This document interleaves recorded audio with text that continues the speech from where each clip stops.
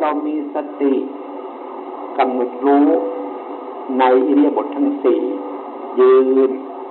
นนั่งนอนถ้าให้รู้สึกเท่านั้นก็ยังไม่พอถ้าจะสอนให้เรามีสติกำหนดรู้ในอิริยาบถย่อยคู่เหยียดเคลื่อนไหวถ้าเรากำหนดอย่างนี้อยู่แล้วความสงบนั้นไม่ต้องพูดถึงที่เราไม่สงบนั่นคือเราไม่รู้ตัวเราก็ไปนั่งทำสมาธิหลับตามันฟื้นธรรมชาติมันตาเป็นหน้าที่ของดูหูเป็นหน้าที่ของฟังจมูกเราหน้าที่มันจะรู้สึกว่าอะไรเหม็นอะไรหอมเนี่ยไม่ต้องพูดแต่ก็ได้เรื่องเหล่านั้นดังนั้นเราไปฝืนธรรมชาติสิ่งเหล่านี้ก็เลยไม่รู้ว่าความสงบที่จริงคืออะไรความสงบที่พระพุทธเจ้าท่านสอนนั่นน่ะให้เราเห็นให้เรารู้ให้เราเข้าใจเราจะไปยุ่งกับสิ่งนั้นเราเพียงมาทำความรู้สึกกับตัวเราเมื่อเรารู้สึกกับตัวเราแล้วสิ่งอื่นไม่เป็นปัญหาวันนี้เราไม่ได้ศึกษาของจริงคือไปเอาของไม่จริงให้มันเป็นของจริงขึ้นมามันก็เลยไม่คงที่ไม่ถาวรไม่มั่นคงวันนี้เราต้องศึกษาหาของจริงมันมีในคนเราเลยลืมใจเราลืมการเคลื่อนไหวลืมการนึกคิดมันก็เลยไม่รู้ของจริงที่อาตมาจะขอแนะนำวิธีสั้นๆเราต้องให้รู้สึกตัวกับการเคลื่อนไหวมันจะเคลื่อนไหวโดยวิธีใดก็ให้มันรู้นี่เป็นการปฏิบัติธรรมจิตใจมันนึกคิดขึ้นมาก็ต้องให้มันรู้นี่เป็นการปฏิบัติธรรมปฏิบัติธรรมแบบนี้อยู่ที่ไหนก็ได้เป็นพระสงฆ์องค์เนรก็ปฏิบัติได้รู้หนังสือก็ปฏิบัติได้ไม่รู้หนังสือก็ปฏิบัติได้เพราะจะมาแก้ปัญหาความสับสนวุ่นวายนั่นเองที่มันสับสนวุ่นวายมาเกิดความทุกข์ขึ้นมาก็เพราะเราไม่เห็นใจนั่นเองใจก็ไปยึดอันนั้นไปยึดอันนี้ว่าอันนั้นมันเป็นทุกข์อันนี้เป็นสุขเนี่ยเราเข้าใจอันนั้นมันไม่เป็นใจเรามันเป็นเพียงมายาของใจเราจริงๆเนี่ยทุกคนมันมีใจมันอยู่สบายแต่มันสิ่งที่ทำให้สับสนวุ่นวายไม่ใช่ใจเราอันนั้นเขาเรียกว่ากิเลสมันเกิดขึ้นมาจากใจเพราะเราไม่เห็นใจเรานั่นเองมันจึงหลอกเรา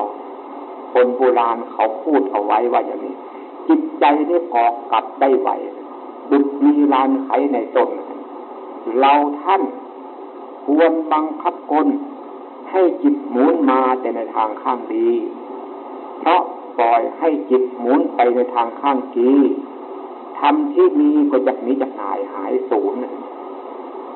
ทำเข้าครอบงำขวมระยำสมบูรณ์หมดตื้นปอกหลอกตนคำว่าธรรมนี่เราก็ไม่ค่อยรู้และธรรมที่มีจากนี้จากนายหายสูญก็ไม่รู้อาตมาคำว่าธรรมที่มีจากนี้จากนายหายสูญความรู้สึกนี่เองเป็นธรรมมันหนีไปเมื่อความไม่รู้เกิดขึ้นความรู้ก็หนีไปเกิดความรู้ขึ้นมาความไม่รู้ก็หนีไปมันเหมือนกับเรากำมือแบมือไม่ดีเหยียดมือกำมือให้ดีเมื่อเราอยู่กับความรู้สึกเสียแล้วความไม่รู้มันหายไปเองเหมือนกับคนที่เข้าไปอยู่ในถ้ำเข้าไปในถ้ำมันมืดจะไปไหนมาไหนก็ไม่สะดวกไม่สบายบัดนี้เพียงเรารู้จักวิธีจุดไฟเมื่อเราจุดไฟแสงสว่างเกิดขึ้นความมืดมันหายไปเองจึงไม่ต้องไปทำอะไรกับสิ่งที่เราว่ามันเป็นจริงเป็นจังไม่ต้องไปทำอะไรเพียงเรารู้สึกเท่านั้นเองความไม่รู้สึกมันจะหายไปเองทำความรู้สึกบ่อยๆทำความรู้สึกบ่อยๆความรู้อันนี้จะมากเข้ามากเต็มส่วนมันจะเกิดญาณปัญญาให้รู้จักสภาวะธรรมอันนั้นจริงๆธรรมะที่ว่าคือทุกคนนั่นแหละธรรมะคือการกระทำการพูดการคิดอาจจะมาพูดไม่ได้พูดกับตำรานี่พูดกับความจริงพระไตรปิฎกเนี่ยทั้ง3 ปิฎกแล้วจะไปเรียนให้มันจบทั้ง3 ปิฎกมันจบไม่ได้ ระสูตรตันตปิฎก 21,000 พระธรรมขันธ์พระวินัยปิฎก 21,000 พระธรรมขันธ์เป็น 42,000 พระธรรมขันธ์พระอภิธรรมปิฎกเดียว 42,000 พระธรรมขันธ์2ปิฎกนี้ไปเท่ากับปิฎกเดียวนั้นเป็น 84,000 พระธรรมขันธ์มันมากนะจิต89เจตสิก52มันมากไปทางนั้นเพียงแต่เราศึกษาลัดๆสั้นๆย่อๆคนเราจะทำอะไรมาจากใจทางนั้นจะพูดอะไรมาจากใจทางนั้นเมื่อเรารู้สึกว่าจากใจเราเสียแล้วความไม่ได้ใจของเราคืออะไรเขาเรียกว่ากิเลสมันมาปรุงให้ดีบ้างชั่วบ้างเขาเรียกว่ากิเลสแต่ความจริงกิเลสเนี่ยมันจอดมามันไม่ได้มีอยู่ที่ใจเราจริงๆอันใจเราจริงๆนั่นมันเป็นสภาพมั่นคงอยู่อย่างนั้นนี่ว่าเราต้องไปทำสมาธิคำว่าสมาธิก็หมายถึงตั้งใจนั่นเองไม่ต้องไปทำอะไรนะฮะตั้งใจทำการทำงานพูดคิดเราเห็นจิตเห็นใจของเราหักห้ามใจเราได้หักห้ามกิเลสได้เลยเราเรียกหักห้ามใจเขาว่าหักห้ามใจแต่ว่าความจริงนั้นหักห้ามกิเลสก็ว่าได้เพราะกิเลสมันจรเข้ามาในขณะที่เราไม่รู้นั่นแหละกิเลสมันเข้ามาปรุงกิเลส1,500ตัณหา108อะไรก็ตามเนี่ยเราเพียงดูใจเราจะไม่ไปเอาตาดูเราเพียงจะให้มีความรู้สึกการเคลื่อนไหวภายนอกเช่นเรากำมือเหยียดมืออันนี้เราทำได้สิ่งเราทำไม่ได้มันเป็นเองโดยธรรมชาติมันมีอยู่อย่างที่เราเรียนในตำราว่าพระพุทธเจ้าสอนเรื่องอริยสัจ4คือทุกข์สมุทัยนิโรธมรรค4ข้อทุกข์ต้องกำหนดรู้สมุทัยต้องละมรรคต้องเจริญนิโรธทำให้แจ้งตำราพูดอย่างนั้นแล้วมรรคต้องกำหนดรู้อะไรที่ตรงไหนไม่รู้อาตมาแต่ก่อนก็ไม่รู้แต่ว่ากำหนดรู้อะไรรู้การเคลื่อนไหวการนึกการคิดมันบอกไปยาว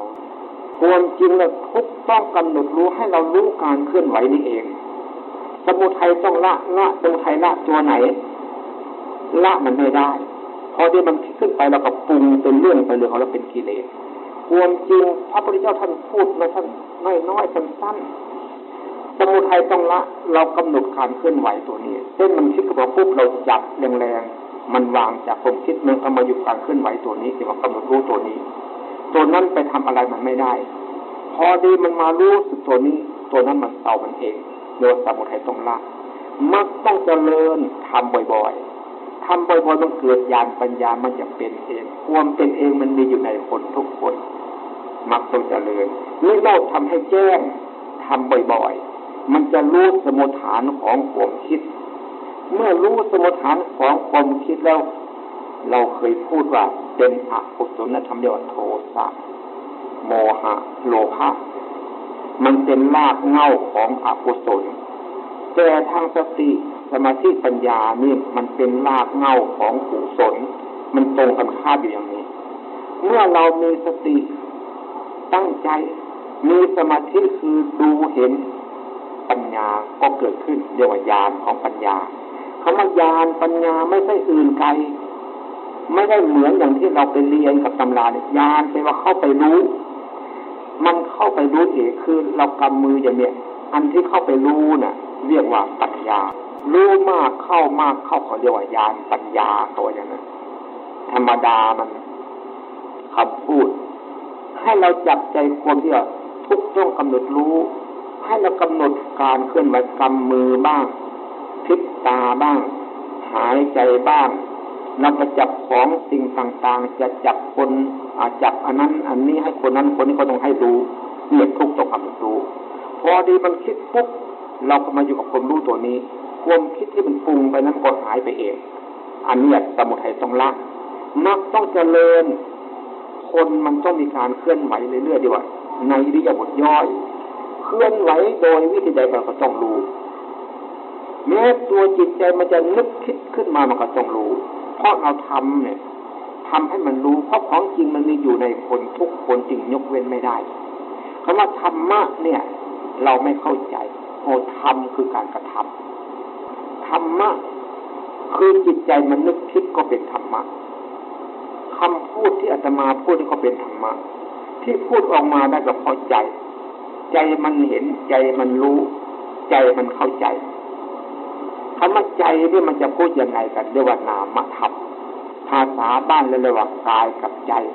ภาษาธรรมะเรียกว่ารูปกับนามมันเป็นภาษาคำพูด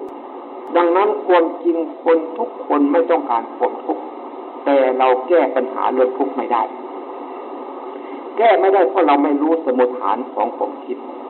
เมื่อเรารู้สมุฏฐานของความคิดแล้วไม่ต้องไปทำอะไรกับมันเพราะมันเป็น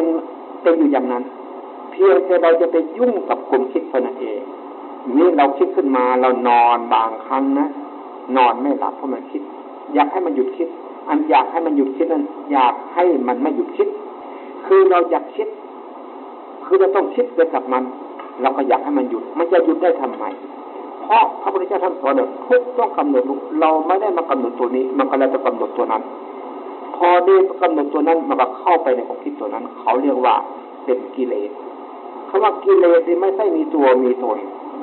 กิเลสก็คือตัวมันคิดมันปรุงขึ้นมานั่นเองเมื่อเราเห็นตัวนั้นพอดีมันคิดปุ๊บเราก็กระดิกมือแตะประสิทธิ์ผมรู้สึกมาอยู่กับปลายมือเรานี่เราความคิดก็วางไปเลยทำบ่อยๆเลยถ้าทำอย่างนี้เล็กๆมันไม่ได้ก็เอามือมาปัดอย่างนี้ก็ได้มันก็หายไปเลยความคิดเลยหรือเราจะทำยังไงก็ได้เพียงให้มันรู้สึกแล้วก็ความคิดมันหยุดเองดังนั้นพระพุทธเจ้าจึงว่าสมุทัยต้องละเราจะเป็นละมันทำไมแต่ให้มันรู้ตัวนี้เมื่อรู้ตัวนี้มันความเป็นเองมันละมันเองมักต้องเจริญมักต้องดูต้องรู้นิโรธทำให้แจ้งทำบ่อยเข้าก็เลยรู้ว่าความคิดมาเพราะเรื่องนี้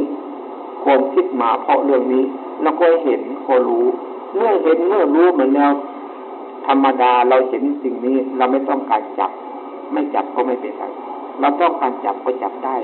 ดังนั้นความคิดเนี่ยเราต้องเห็นต้องรู้คนไม่ได้ศึกษาอย่างนี้แต่ศึกษาอย่างนี้แต่ไม่ได้ศึกษาอย่างนี้รู้อย่างนี้แต่ไม่รู้อย่างนี้รู้อย่างไม่รู้รู้แต่มันไม่รู้รู้อย่างผู้รู้อย่างที่พระพุทธเจ้าท่านสอนรู้อย่างผู้รู้รู้แล้วสิ่งนั้นมันไม่ต้องไปยุ่งมันเป็นเองมันนั้นท่านเรียกว่าให้ทำทุกคนทำได้เด็กก็ทำได้ผู้ใหญ่ก็ทำได้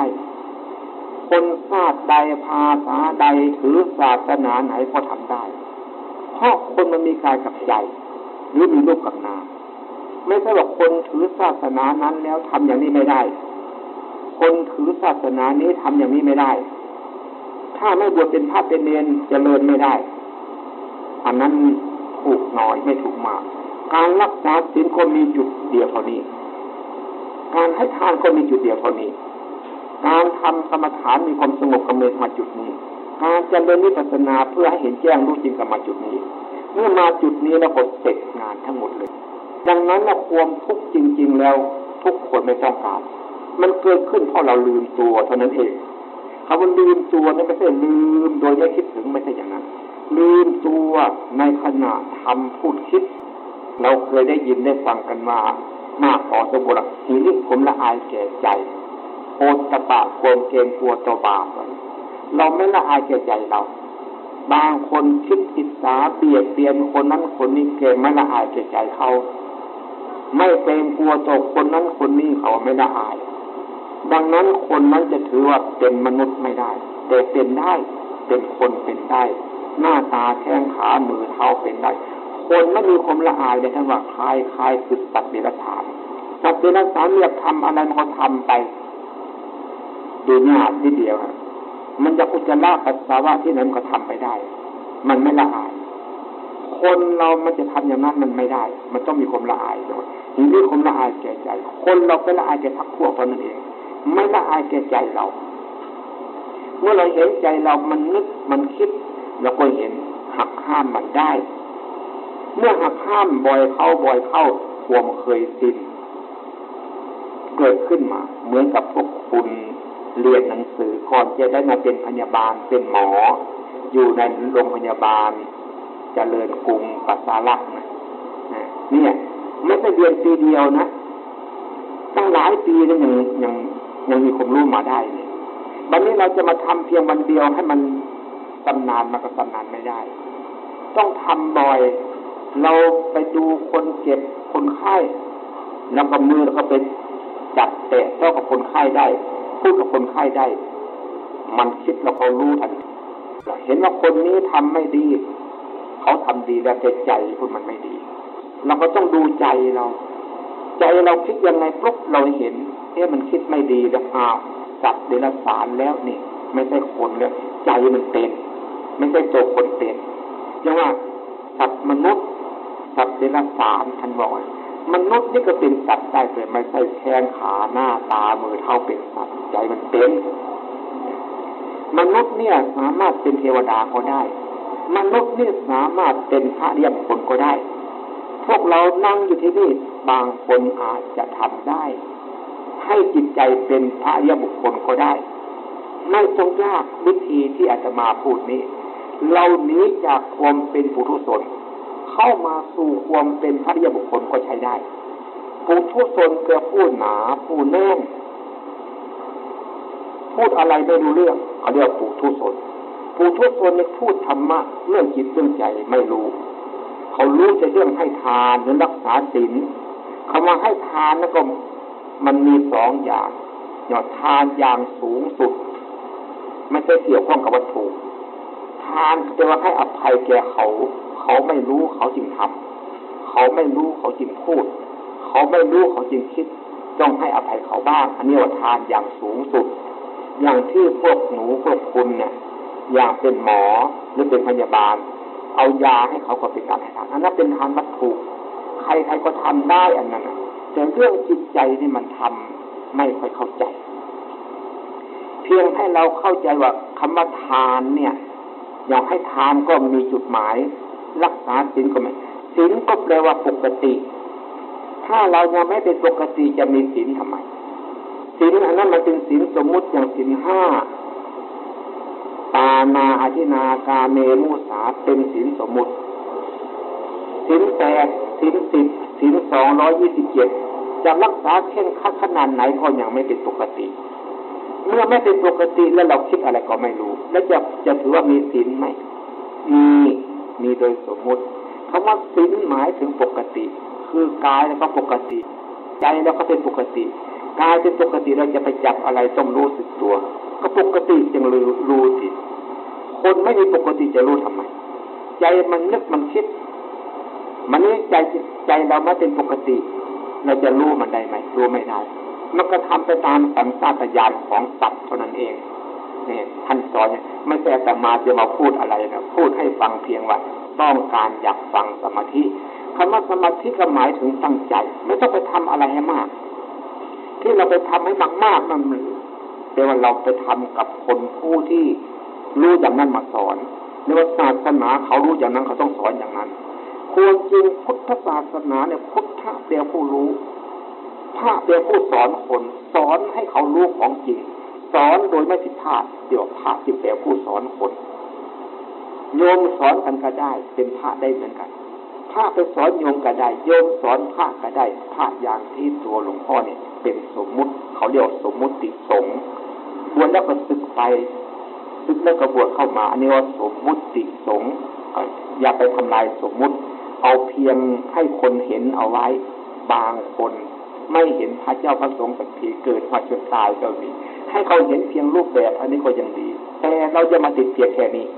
เราต้องลึกซึ้งกว่านี้ไปจึงจะเข้าถึงตัวพุทธศาสนาได้ตัวพุทธศาสนาทุกคนเป็นได้คำว่าพระแปลผู้รู้เนี่ยรู้ได้จริง